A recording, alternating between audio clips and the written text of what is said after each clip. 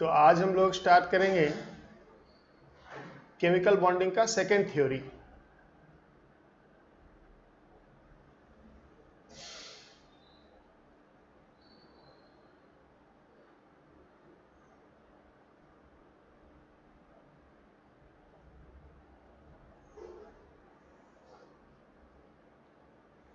Chemical bonding में आज दूसरा थ्योरी हम लोग VSEPR थ्योरी, जैसा मैंने आपको बताया था कि काफी, हाँ बोलो।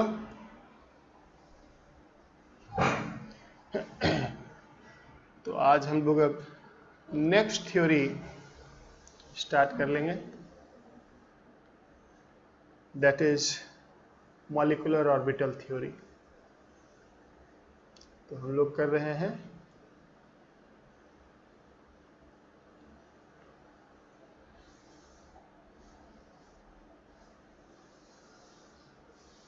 केमिकल बॉन्डिंग, और केमिकल बॉन्डिंग में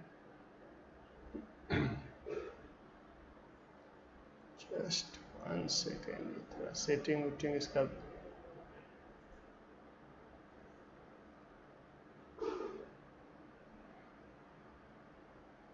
केमिकल बॉन्डिंग में आज हम लोग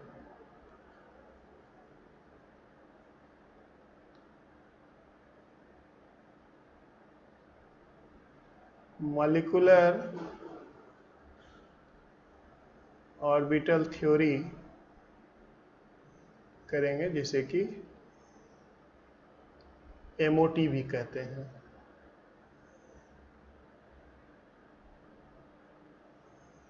तो देखें जरा मॉलिक्यूलर ऑर्बिटल थ्योरी क्या है। Valence shell electron pair repulsion theory से काफी कुछ हमने बताया कोवेलेंट कंपाउंड के बारे में, लेकिन सब कुछ नहीं बता सकते हैं।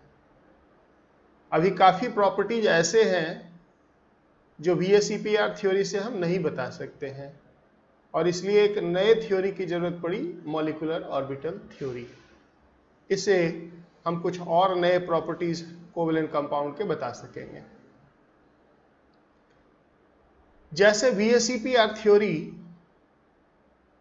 बेस्ड था कॉन्सेप्ट ऑफ हाइब्रिडाइजेशन पे। VSEPR थ्योरी का बेसिस क्या था? हाइब्रिडाइजेशन। उस थ्योरी ने मेनली आपको क्या सिखाया कि प्योर एटॉमिक ऑर्बिटल बॉन्डिंग में पार्टिसिपेट नहीं करता। Pure atomic orbital valence shell के पहले आपस में मिक्स होते हैं और देते हैं वो हाइब्रिड ऑर्बिटल, और हाइब्रिड ऑर्बिटल बॉन्डिंग में पार्टिसिपेट करता है, और वहां से एक क्वेश्चन की गारंटी होती है। ये एक छोटा सा थ्योरी है, इट्स ए स्मॉल थ्योरी, लेकिन इससे एक क्वेश्चन गारंटीड रहता है। ये थोड़ा एडवांस थ्योरी है। इस साल भी इससे एक काफी अच्छा सा क्वेश्चन था। मॉलिक्यूलर ऑर्बिटल थ्योरी से काफी अच्छा क्वेश्चन था। तो जरा इसको बिल्डअप करते हैं। सबसे पहले molecular orbital theory is based on the latest modern theory of atomic structure, जो कहता है कि इलेक्ट्रॉन्स बिहेव्स लाइक वेव। और इस कंसिडरेशन पे जो थ्योरी बना है, जो आज भी अभी भी वही थ्योरी चल रहा है, जिसको हम मॉडर्न थ्योरी कहते हैं, उसे कहते हैं wave mechanics. So this theory is based on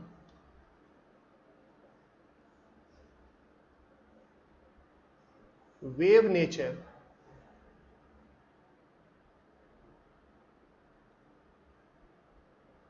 of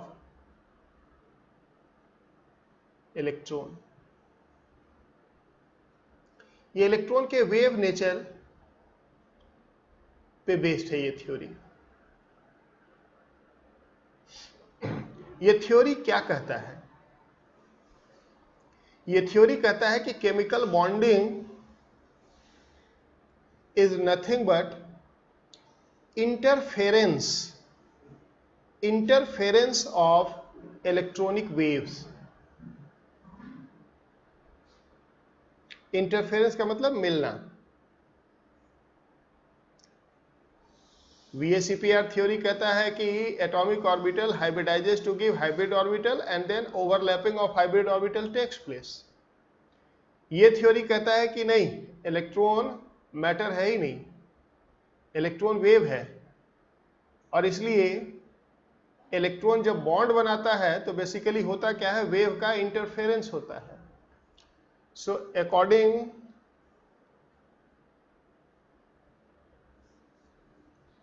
according to this theory,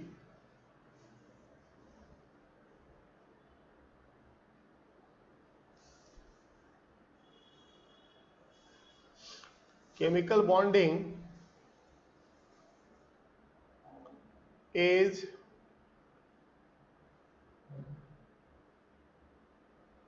interference of electronic waves।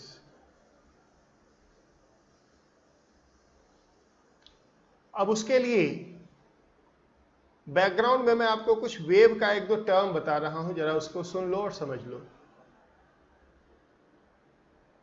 अगर दो वेव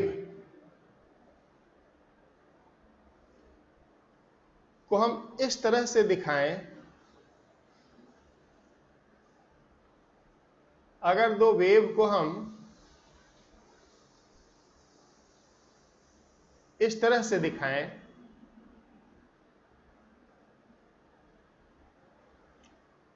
इन दोनों वेव में क्या रिलेशन है? दोनों वेव टाइम के साथ सेम डायरेक्शन में प्रोपेगेट कर रहा है, यानी कि साइमल्टेनियसली दोनों राइज एंड फॉल कर रहा है ना। दोनों वेव का टाइम के साथ एम्पलीट्यूड सेम डायरेक्शन में चेंज हो रहा है, यानी कि अगर एम्पलीट्यूड एक का इंक्रीज हो रहा है तो दूसरे का भी इंक्रीज हो रहा है, अगर एक का डिक्रीज हो रहा है तो दूसरे का भी डिक्रीज हो रहा है। ऐसे वेव्स को हम कहते हैं waves are in same phase.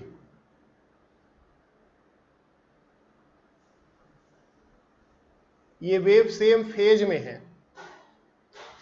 11th class में फिजिक्स में एक चैप्टर ही है जिसका नाम है SHM and wave, simple harmonic motion and wave. वहां पे आपको वेव के बारे में डिटेल में ये सब चीजें बताई जाएगी जो मैं बता रहा हूं। थोड़ा सा यूज है इसलिए मैं बता दे रहा हूं अभी केमिस्ट्री में। वहां पे आपको फेज वगैरह बताया जाएगा। तो कहेंगे कि ये दोनों वेव सेम फेज में है।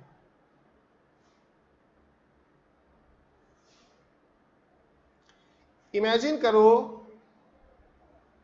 काम वाटर में, शांत जल में, शांत पानी में आपने ऊपर से एक पत्थर मारा तो वेव बनेगा। थोड़ी देर बाद एक और पत्थर मारा, एक दूसरा वेव बना। अब उसको दोनों के वेव को देख रहे हो, दोनों सेम टाइम में अगर राइज कर रहा है और सेम टाइम में गायब हो रहा है, सेम टाइम में राइज कर रहा है, सेम टाइम में गायब हो रहा है, तो कहेंगे कि दोनों वेव सेम फेज में है। और अगर ऐसा दोनों वेव आपस में मिल जाए तो एक सिंगल वेव बनेगा जिसका एम्पलीट्यूड इन दोनों के एम्पलीट्यूड के सम के बराबर हो जाएगा। अगर दो सेम फेज के वेव मर्ज हो जाएं तो उसे हम कहते हैं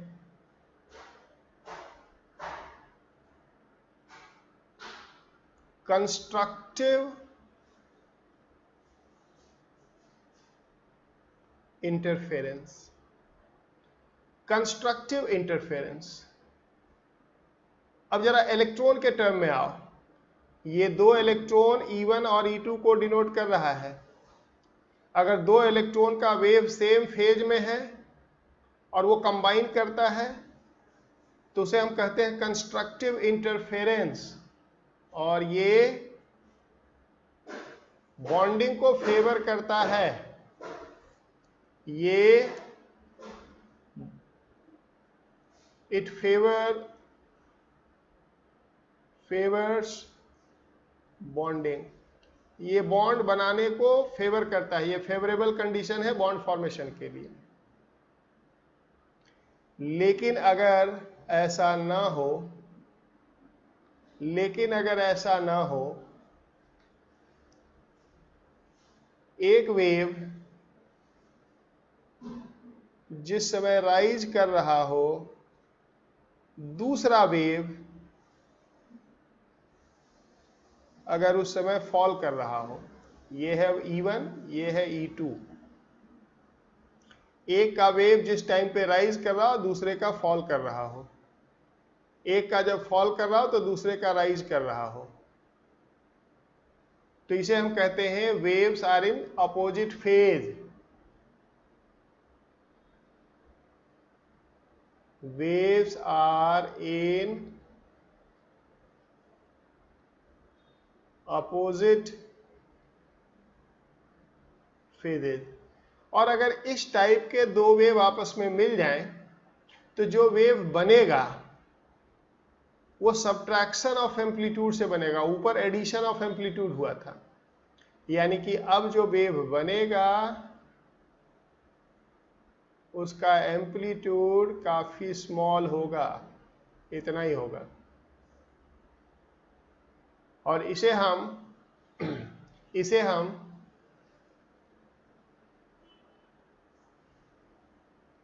डिस्ट्रक्टिव इंटरफेरेंस कहते हैं, और ये बॉन्डिंग को अपोज करता है। Opposes bonding. तो सेम फेज का इलेक्ट्रॉनिक वेव अगर आपस में कंबाइन करता है तो कंस्ट्रक्टिव इंटरफेरेंस होगा, और उससे हम कहते हैं कि बॉन्डिंग को फेवर होता है। और अगर अपोजिट फेज का वेव इंटरफेयर करता है then that is called destructive interference and that opposes bonding. अब ये मॉलिक्यूलर ऑर्बिटल थ्योरी क्या कहता है? मॉलिक्यूलर ऑर्बिटल थ्योरी कहता है कि एक एटम के सभी इलेक्ट्रॉन्स दूसरे एटम के सभी इलेक्ट्रॉन्स के साथ इंटरैक्ट करते हैं, यानी कि उनके इलेक्ट्रॉनिक वेव्स इंटरफेयर करते हैं। तो इलेक्ट्रॉन कहाँ है? एटॉमिक ऑर्बिटल में। तो एटॉमिक ऑर्बिटल जब इंटरैक्ट करेंगे तो या तो कंस्ट्रक्टिव इंटरफेरेंस होगा, या डिस्ट्रक्टिव इंटरफेरेंस होगा। VSEPR थ्योरी कहता था कि एटॉमिक ऑर्बिटल कंबाइन करके हाइब्रिड ऑर्बिटल देता। मॉलिक्यूलर ऑर्बिटल थ्योरी कहता है एटॉमिक ऑर्बिटल कंबाइन करके मॉलिक्यूलर ऑर्बिटल देता। यही है मॉलिक्यूलर ऑर्बिटल, इस वेव को ही कहा जाएगा मॉलिक्यूलर ऑर्बिटल। मॉलिक्यूलर ऑर्बिटल दो तरह से बनेंगे, constructive interference and destructive interference.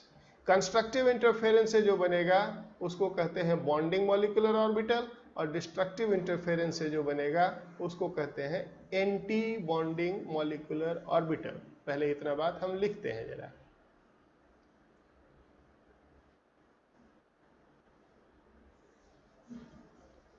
According to MOT,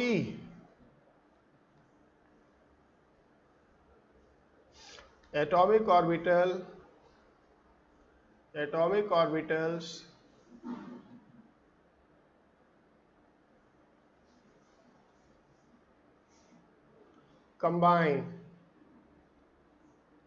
combine से सेंस है यहाँ पे interfere, combine to produce molecular orbital।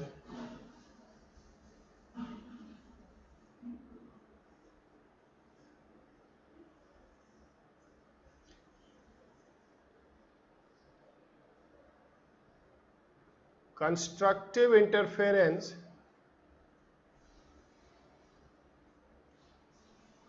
gives rise to bonding molecular orbital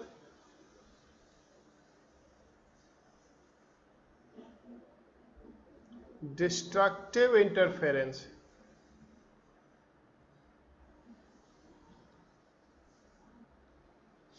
gives rise to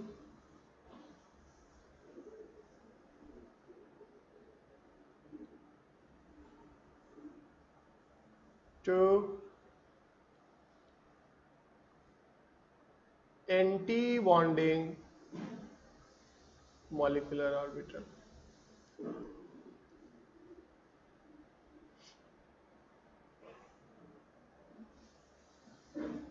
Number of atomic orbital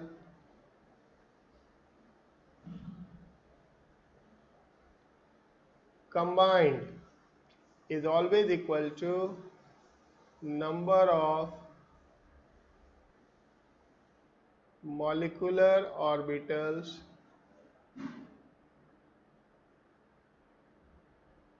formed. जितने atomic orbital combine होंगे उतने ही molecular orbital बनेंगे.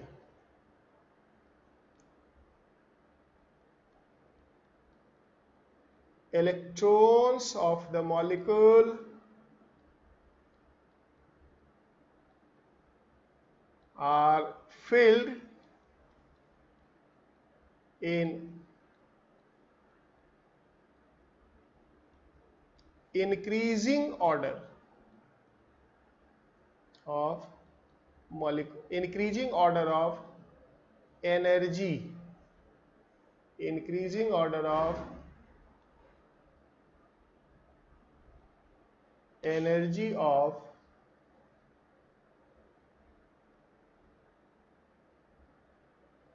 molecular orbitals.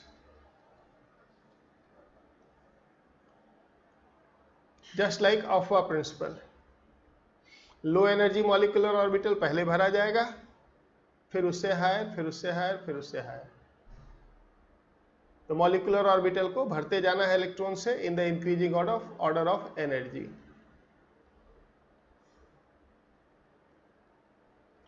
During filling up of molecular orbital, both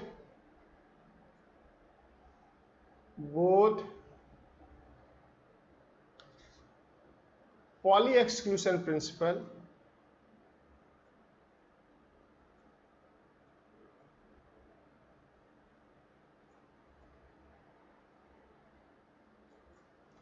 and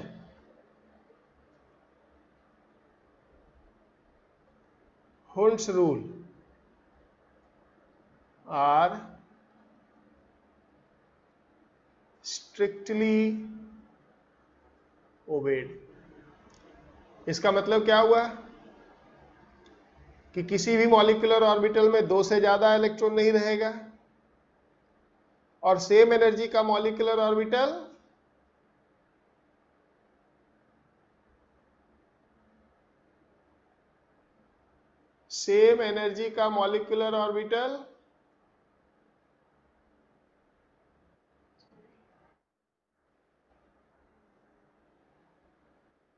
Hund's rule नहीं पढ़ा है. Same energy का molecular orbital पहले singly occupy होगा, फिर पेयरिंग होगा. यही तो हुंड्स रूल कहता है. अब मॉलिक्यूलर ऑर्बिटल की एनर्जी का ऑर्डर क्या है?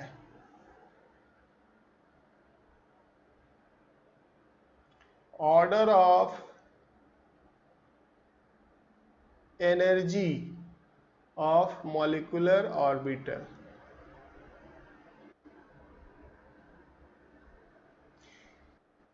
मॉलिक्यूलर ऑर्बिटल की एनर्जी में दो सीरीज हैं. पहले दोनों सीरीज को देखेंगे और पहले केवल लिखेंगे मैं जो लिख रहा हूं.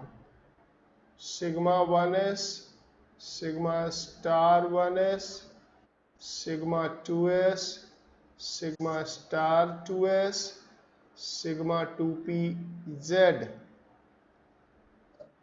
pi 2px pi 2py, pi star 2px, pi star 2py, sigma star 2pz, and it is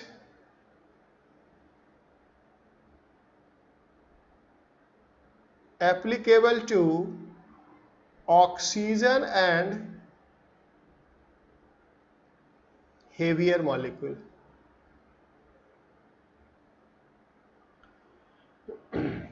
अब देखो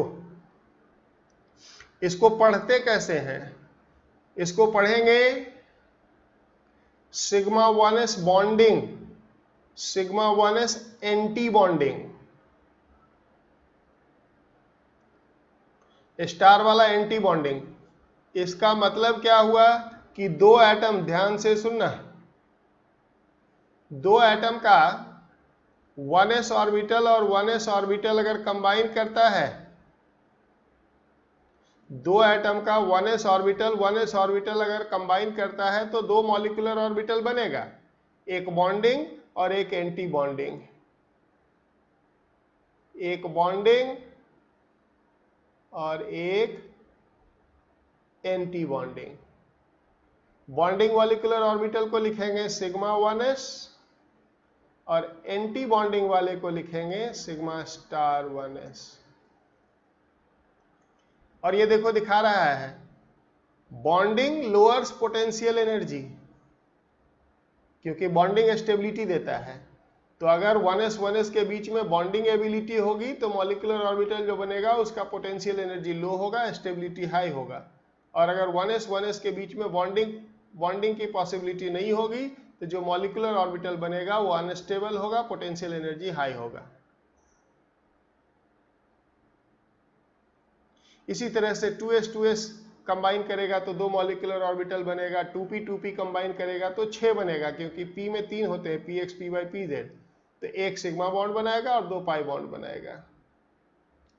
इसे पढ़ेंगे पाई 2px बॉन्डिंग, पाई 2py बॉन्डिंग, पाई 2px एंटी बॉन्डिंग, पाई 2py anti bonding, sigma 2pz anti bonding.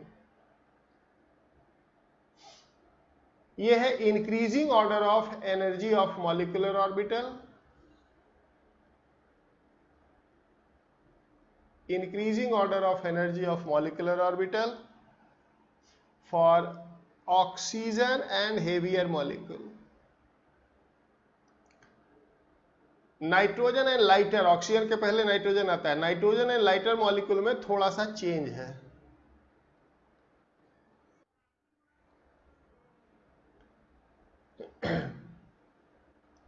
ऊपर क्या सिखाया था मैंने,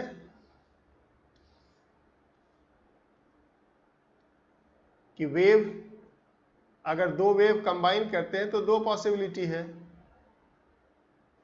दोनों के फेज सेम होंगे तो दोनों अगर मिल जाएगा तो एक बड़ा एम्पलीट्यूड का वेव बनेगा, यानी कि उन दोनों के बीच में बॉन्ड बनाने की टेंडेंसी होगी, दोनों का एम्पलीट्यूड ऐड हो रहा है। और अगर दोनों के फेज अपोजिट होंगे तो उन दोनों का एम्पलीट्यूड सब्ट्रैक्ट होके एक स्मॉलर एम्पलीट्यूड वाला छोटा वेव बनेगा। छोटा वेव बनने का मतलब क्या हुआ, ये बॉन्डिंग नहीं करना चाहता, तो जो बॉन्डिंग नहीं करना चाहता उसको एंटी बॉन्डिंग कहते हैं, बॉन्डिंग को एंटी कर रहा है। तो इस तरह से अब हम बात करेंगे for N2 and lighter molecules. There is slight change in the energy order of molecular orbital. Sigma 1s, sigma star 1s, sigma 2s, sigma star 2s। देखो बस यहां पे चेंज है, सिग्मा 2pz आगे चला जाता है, पाई 2px, पाई 2py, और यहां पे फिर आ जाता है सिग्मा 2pz, फिर आ जाएगा pi star 2px, pi star 2py and then sigma star 2pz। Change क्या हुआ देखो, सिर्फ और सिर्फ चेंज ये हुआ कि ये वाला जो है ये लाइटर मॉलिक्यूल में उठ के यहां पे आ गया, बीच में आ गया, दोनों पाई मॉलिक्यूलर ऑर्बिटल के बीच में आ गया, बस। ये है लाइटर मॉलिक्यूल के लिए order of energy of molecular orbital. अब देखो जरा, यहां पे कुछ मॉलिक्यूलर ऑर्बिटल तो सीक्वेंस में लिखे गए हैं, लेकिन कुछ मॉलिक्यूलर ऑर्बिटल ऊपर नीचे लिखा गया है। इसका मतलब क्या हुआ? इसका मतलब ये हुआ कि इन दोनों की एनर्जी इक्वल है।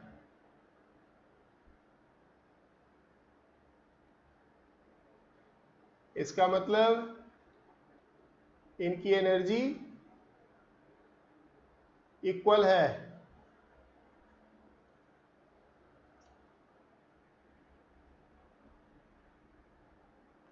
इसका मतलब पाई 2px पाई 2py डीजेनरेट मॉलिक्यूलर ऑर्बिटल है, pi star 2px pi star 2py degenerate molecular orbital है, और इसी तरह से ऊपर में भी।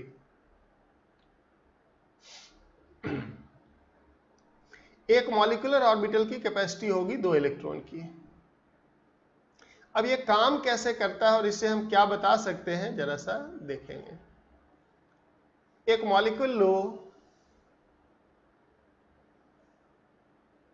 O2, oxygen molecule. ऑक्सीजन में कुल कितने इलेक्ट्रॉन? 16 इलेक्ट्रॉन, दोनों से 8-8। तो अगर मॉलिक्यूलर ऑर्बिटल ट्रीटमेंट करना है ऑक्सीजन का, तो हमें इसके लिए मॉलिक्यूलर ऑर्बिटल कॉन्फ़िगरेशन लिखना पड़ेगा, यानी कि इनके मॉलिक्यूलर ऑर्बिटल में इलेक्ट्रॉन भरना पड़ेगा। और ऑक्सीजन एंड हेवियर मॉलिक्यूल के लिए ये वाला सीरीज है, तो उस सीरीज में हम इलेक्ट्रॉन को भरना शुरू करेंगे कुछ इस तरह से। इसके लिए हम लिखेंगे मॉलिक्यूलर ऑर्बिटल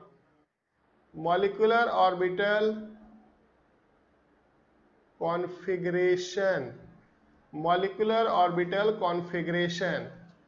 अब ये देखो कैसे लिखा जाएगा।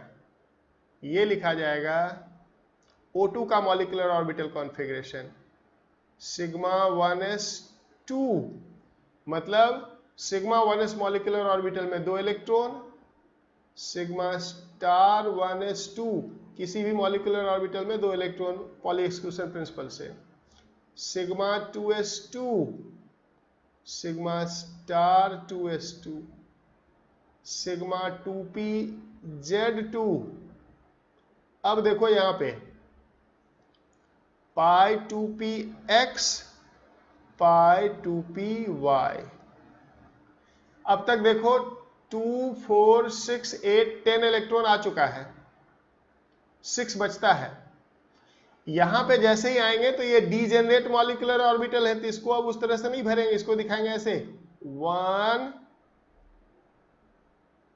2 देन 3 देन 4। कुछ समझ में आया? पहले मैंने सिंगली ऑक्युपाई किया, फिर पेयरिंग किया।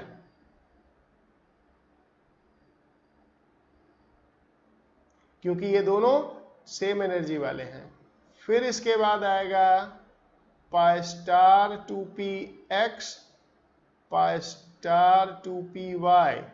अब तक देखो 14 हो चुका है, 15 16 और सिग्मा स्टार 2pz 0 होगा। ये है ऑक्सीजन मॉलिक्यूल के मॉलिक्यूलर ऑर्बिटल कॉन्फ़िगरेशन। अब सबसे पहले कुछ भी बताने के लिए यहां पे एक क्वांटिटी हम मालूम करेंगे जिसे कहते हैं bond order.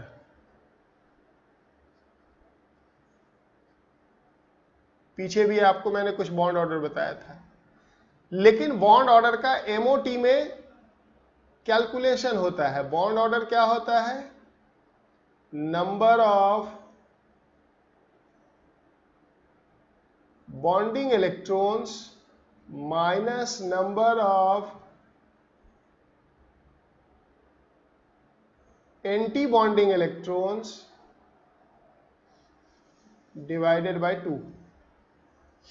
Bonding minus anti bonding divided by 2. अगर इस ऑक्सीजन के लिए हम बॉन्ड ऑर्डर मालूम करें तो जरा काउंट करो बॉन्डिंग इलेक्ट्रॉन कितने हैं, देखना जरा. 2, 2 4, 2 6, 2 8, 2 10. 10 हो गए bonding. Minus anti bonding obviously 6 होगा. यहां देखो 2, 2 4, 1 5, 1 6.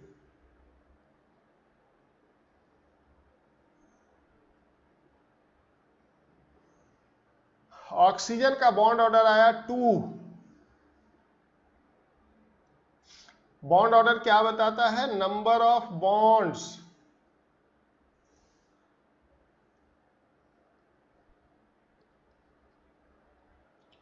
Bond order tells us the number and nature of bonds. Number और नेचर दोनों बताता है. बॉन्ड ऑर्डर 2 का मतलब हो गया 2 बॉन्ड्स, और किसी भी दो एटम के बीच में एक ही सिग्मा बॉन्ड बन सकता है. इसका मतलब इस 2 बॉन्ड में से एक सिग्मा बॉन्ड होगा और एक पाई बॉन्ड होगा.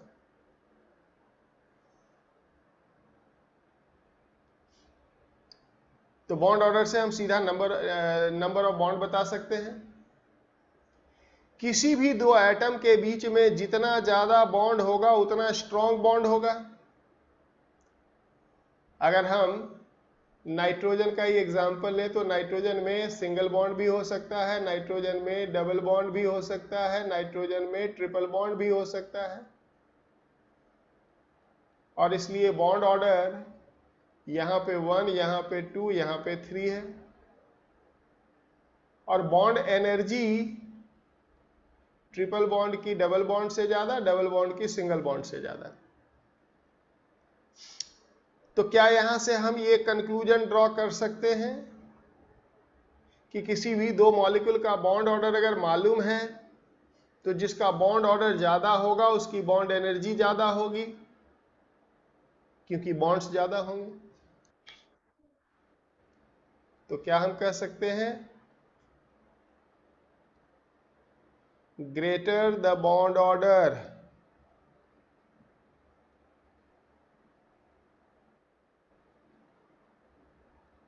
Greater the bond energy. और जिसकी बॉन्ड एनर्जी ज्यादा वो स्टेबल ज्यादा है. Greater the stability.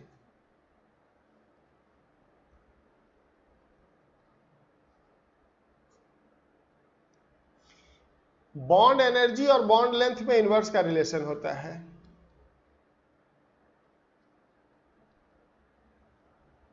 Bond energy is always inversely related to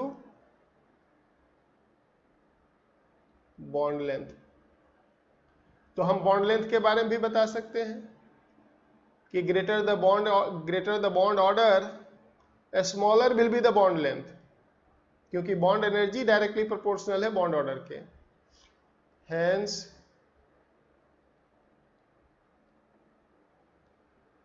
greater the bond order smaller the bond length. तो सबसे पहले तो मॉलिक्यूलर ऑर्बिटल थ्योरी से bond order, bond length, bond energy, इन सब का कंपैरिजन कर सकते हैं. एक एग्जांपल से इसको समझते हैं. O2, इसको नंबर कर लो. O2 plus, O2 minus O2 2 plus, O2 2 minus. हम चाहते हैं इन सब का बॉन्ड एनर्जी कंपेयर करना, बॉन्ड एनर्जी कंपेयर करना। तो क्या करना पड़ेगा, बॉन्ड ऑर्डर निकालना पड़ेगा। इसका बॉन्ड ऑर्डर तो अभी अभी हमने देखा ही था, इसका बॉन्ड ऑर्डर तो 2 है। O2 प्लस का मतलब हो गया 15 इलेक्ट्रॉन, समझते हो? अरे O2 में 16 इलेक्ट्रॉन, एक निकालोगे तभी तो बनेगा 15 इलेक्ट्रॉन। O2 प्लस का मतलब 15 इलेक्ट्रॉन। अब देखो एक बार मैं लिख रहा हूं, उसके बाद उसी में हम ऐड सब्ट्रैक्ट करते जाएंगे। Sigma 1s2 sigma star 1s2 sigma 2s2 sigma star 2s2 sigma 2pz2 पाई 2px2 पाई 2py2 pi star 2px pi star 2py sigma star 2pz। देखो अब तक 14 इलेक्ट्रॉन भर चुके हैं हम, है 15, तो एक यहां आ जाएगा। तो ये बताओ कि O2 प्लस के लिए बॉन्ड ऑर्डर क्या आ जाएगा, 10 माइनस 5/2। चेक करो, बॉन्डिंग इलेक्ट्रॉन अभी भी 10 है, 2 4 6 8 10। एंटी बॉन्डिंग हो गए 5, 2 4 1 5। बॉन्ड ऑर्डर कितना आ गया, 2.5। O2 माइनस में 17 electron, 17 electron. O2 minus, O2 में एक इलेक्ट्रॉन ऐड कर दिया, अरे है या नहीं? तो 17 इलेक्ट्रॉन, अभी तक देखो 15 है, 16 17, अरे है या नहीं? और इसलिए इसलिए इसका बॉन्ड ऑर्डर कितना हो जाएगा, इसका बॉन्ड ऑर्डर हो जाएगा 10 माइनस 7/2। 10 bonding 7 anti bonding. देखो जरा, 2 सॉरी यहां से 2 2 4 2 6 1 7, 1.5। O2 2 प्लस का बॉन्ड ऑर्डर जरा आप लोग खुद से निकालना है।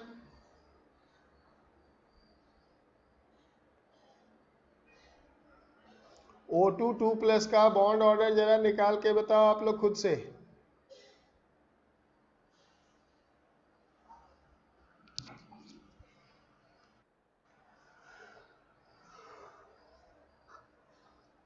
O2 2 प्लस में हो गए 14 इलेक्ट्रॉन,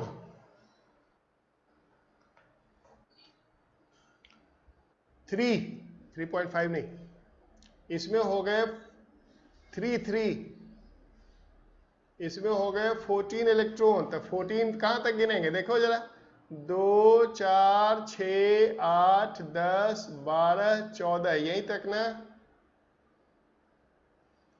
तो यहां तक अगर काउंट करेंगे तो देखना बॉन्डिंग कितने हैं, 2 2 4 2 6 2 8 2 10, bonding 10, anti bonding 4 divided by 2 3, bond order आया 3। O2 2 माइनस का बॉन्ड ऑर्डर निकाल के बताओ, O2 2 माइनस का बॉन्ड ऑर्डर निकाल के बताओ।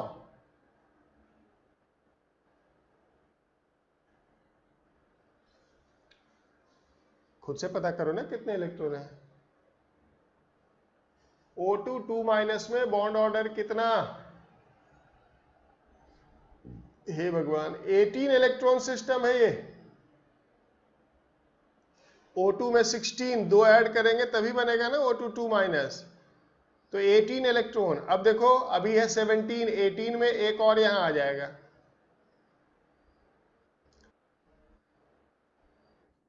1 होगा। ये देख लो, ये देख लो, 18 इलेक्ट्रॉन भर दिया है मैंने। तो बॉन्ड ऑर्डर क्या आ जाएगा, 10 माइनस 8/2। 1 आ जाएगा। ये देखो सबके बॉन्ड ऑर्डर हमारे सामने आ गए हैं। 2, 2.5, 1.5, 3, 1। क्या हमने सीखा? Higher the bond order higher the bond energy. तो अगर इन सब का बॉन्ड एनर्जी अपने को बताना हुआ तो बॉन्ड एनर्जी मैक्सिमम किसका होगा? 4 का। उसके बाद 2.5 वाला 2 का, फिर उसके बाद बॉन्ड ऑर्डर 2 1 का, फिर 1.5 3 का, और सबसे कम लास्ट वाले का। ये हो गया बॉन्ड एनर्जी। बॉन्ड लेंथ पूछे तो उल्टा बता देंगे, स्टेबिलिटी पूछे तो यही हो जाएगा। ये बॉन्ड एनर्जी भी हो गया,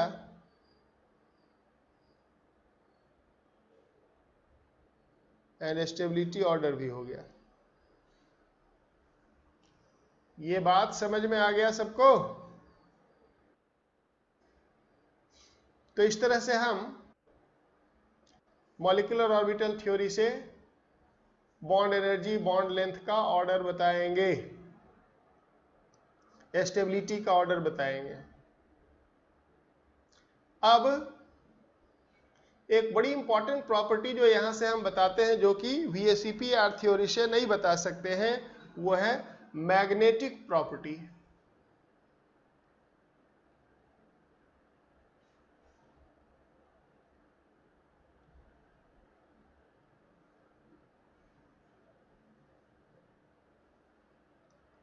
मैग्नेटिक प्रॉपर्टी में दो टर्म सुनो, पहले भी बता रखा है मैंने आपको।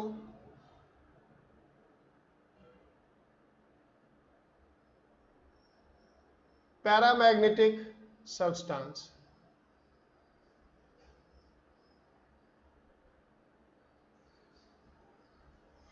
which contain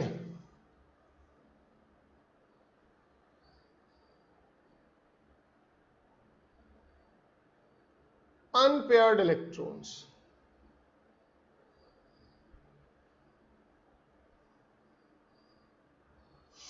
जिसके पास अनपेयर्ड इलेक्ट्रॉन होता है उसको हम पैरामैग्नेटिक कहते हैं। अब कितना पैरामैग्नेटिक है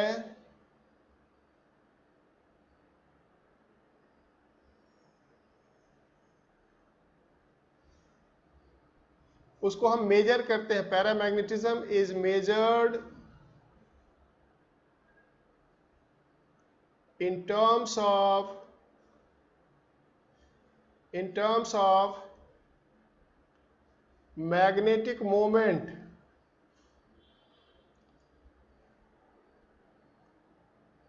जैसे डाइपोल प्रॉपर्टी को मेजर करते हैं डाइपोल मोमेंट के टर्म, मैग्नेटिक मोमेंट, और इसको भी डिनोट करते हैं म्यू से ही।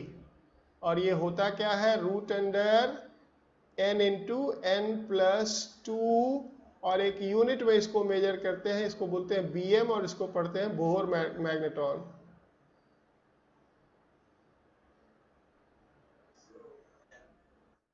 हाँ, पैरामैग्नेटिज्म, बोर मैग्नेटॉन। तो बोर मैग्नेटॉन मैग्नेटिक मोमेंट का यूनिट होता है, और n क्या है यहाँ पे? Number of unpaired electron.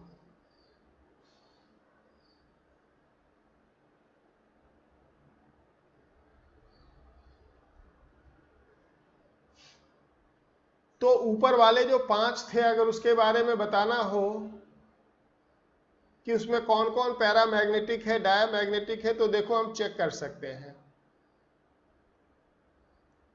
अगर O2 को चेक करना हुआ तो हम लिखेंगे 16 इलेक्ट्रॉन सिस्टम है, sigma 1s2, sigma star 1s2, sigma 2s2, sigma star 2s2। ये सभी पेयर्ड इलेक्ट्रॉन है, एक ऑर्बिटल में दोनों इलेक्ट्रॉन पेयर्ड होते हैं। सिग्मा 2pz2 पेयर्ड, पाई 2px, पाई 2py, देखो अब तक हो गए 2 2 4 2 6 2 8 2 10 11 12 13 14 pi star 2px pi star 2py, इन दोनों में एक एक आ जाएगा, डीजेनरेट है, हो गए 16। कितने अनपेयर्ड इलेक्ट्रॉन हैं? 2। और दिखा क्या?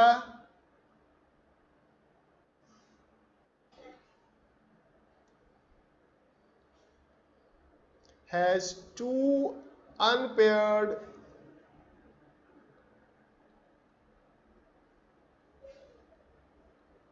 electrons, hence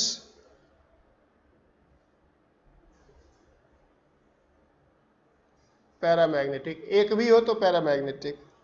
और इसका मैग्नेटिक मोमेंट क्या हो जाएगा?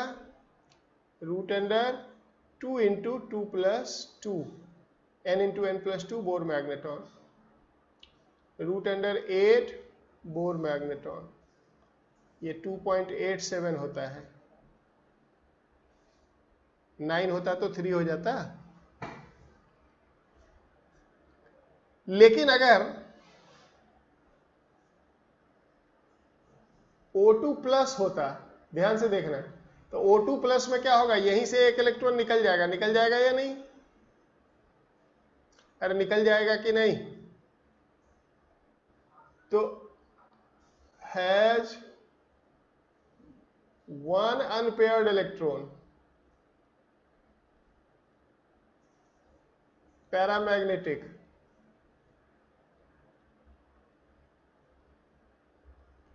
and magnetic moment root under 1 into 1 plus 2 Bohr magneton, root 3 Bohr magneton, 1.732 Bohr magneton। अगर हम बात करें O2 2 प्लस का, O2 2 प्लस, तो O2 2 प्लस में O2 से 2 इलेक्ट्रॉन निकालना है, तो कौन सा दोनों इलेक्ट्रॉन निकल जाएगा? ये वाला, दोनों अनपेयर्ड वाला निकल जाएगा या नहीं? और इसलिए कोई भी नहीं रहेगा इसके पास। हैज नो अनपेयर्ड इलेक्ट्रॉन, और इसलिए इसको बोलते हैं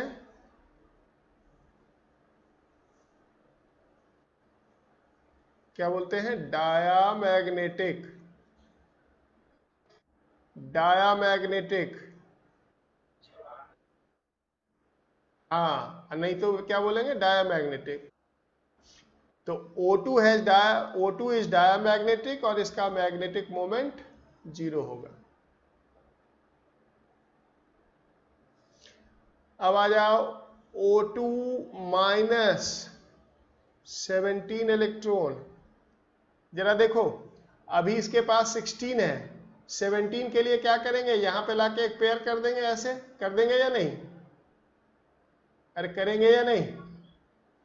तो जब 17 इलेक्ट्रॉन कर दो, जब 17 इलेक्ट्रॉन कर दोगे तो कितने अनपेयर्ड इलेक्ट्रॉन हो जाएंगे? 1 हैज 1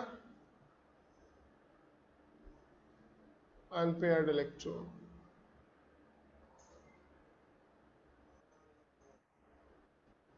पैरामैग्नेटिक, इसका magnetic moment root 3 Bohr magneton हो जाएगा। इसी तरह से O2 2 माइनस 18 इलेक्ट्रॉन। अभी देखो, ये है O2 16 इलेक्ट्रॉन, तो O2 2 माइनस के लिए 2 इलेक्ट्रॉन ऐड करना है। क्या करेंगे? ये दोनों पेयर हो जाएंगे, हो जाएंगे या नहीं? कोई भी अनपेयर्ड इलेक्ट्रॉन इसमें नहीं रह जाएगा।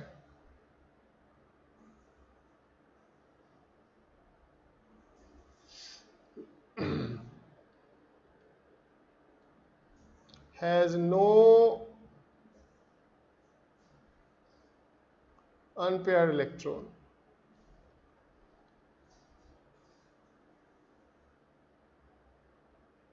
इसे कहेंगे डायामैग्नेटिक। समझ गए? और इसका मैग्नेटिक मोमेंट 0 हो जाएगा। जब n इज इक्वल टू 0 होगा तो 0 ही होगा ना। तो इस तरह से मॉलिक्यूलर ऑर्बिटल थ्योरी की काफ़ी बातें आज मैंने बताई, बची हुई बातें कल बताएंगे और इसको कंप्लीट करेंगे।